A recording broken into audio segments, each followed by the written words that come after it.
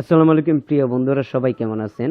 আজ এই ভিডিওতে আমি দেখাবো আপনি কিভাবে প্লে স্টোর থেকে অ্যাপস ইনস্টল করার পর আপনি কিভাবে এসডি কার্ডও রাখবেন। আর প্লে স্টোর থেকে অ্যাপস ইনস্টল করার পর এসডি কার্ডও রাখলে সুবিধা কি, আপনি পরবর্তীতে প্লে স্টোর অ্যাকাউন্ট না খোলার পরেও, জিমেল অ্যাকাউন্ট না খোলার পরেও কিন্তু আপনি এই অ্যাপস মেমোরি থেকে ইনস্টল করে আপনি ব্যবহার করতে পারবেন। তাই ভিডিওটি সম্পূর্ণ দেখবেন। আপনি ভিডিওটি সম্পূর্ণ দেখলে প্লে স্টোর থেকে অ্যাপস ডাউনলোড করার পর আপনি এইচডি কার্ডও রাখতে পারবেন। তাই আর কথা না বাড়িয়ে এখন শুরু করা যাক।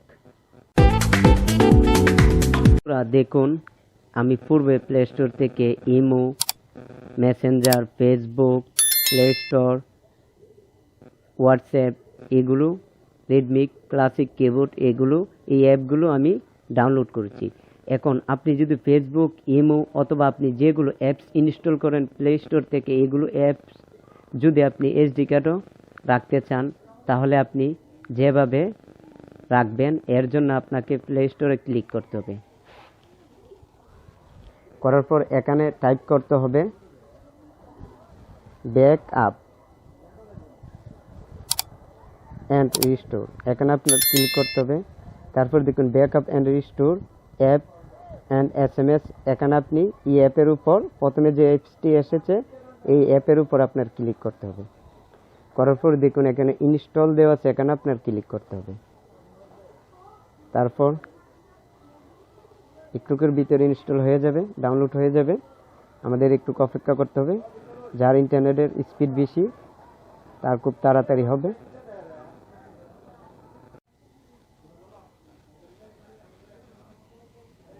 বন্ধুরা দেখুন অ্যাপটি ইনস্টল হয়ে গেছে।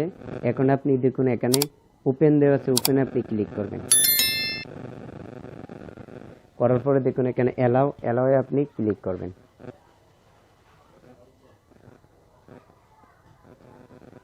তারপর দেখুন এখানে বলছে আপনি কোনগুলো অ্যাপস আপনার এসডি কার্ডও আপনি রাখতে চান অথবা নিতে চান।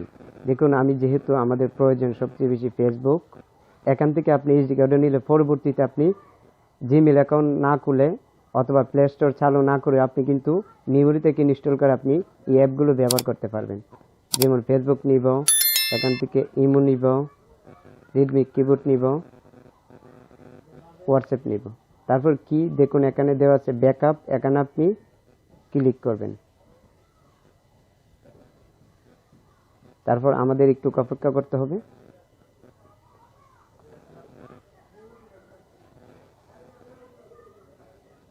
ওকে, এখন আমরা মেমোরিতে ক্লিক করব। করার পর দেখুন মাই ডিভাইস, এখানে আপনি ক্লিক করবেন। তারপর অ্যাপ ব্যাকআপ রিস্টোর, এখানে আপনি ক্লিক করবেন। দেখুন এখানে প্রথম ফোল্ডারটি আর্কাইভ, এখানে আপনি ক্লিক করবেন। করার পরে দেখুন আমরা এই 4টি অ্যাপ প্লে স্টোর থেকে এনেছিলাম, মানে ব্যাকআপ করেছি। এখন আপনি এই অ্যাপের উপর ক্লিক করবেন। তারপর এখানে 3 ডট মেনুতে দিয়ে মুভ করবেন। তারপর এসডি কার্ড, এখানে আমরা একটি ফোল্ডার বানাবো অ্যাপস, তারপর এখানে রেখে দিব।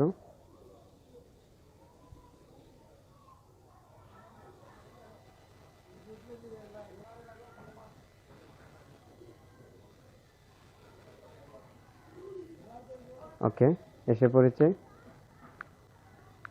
এখন আমরা এসডি কার্ডে যাব।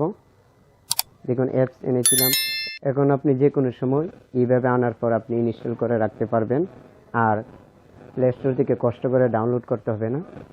তাই আশা করি ভিডিওটি বুঝতে পেরেছেন। আর এই ভিডিওটি ভালো লাগলে ভিডিওতে একটি লাইক দিবেন। আর আপনি যদি আমাদের চ্যানেলে নতুন দর্শক হয়ে থাকেন, চ্যানেলটি সাবস্ক্রাইব করে রাখবেন। ধন্যবাদ, সবাই ভালো থাকবেন। আজ এখানেই বিদায় নিচ্ছি। আবার দেখা হবে অন্য আরেক ভিডিওতে। খুদা হাফেজ।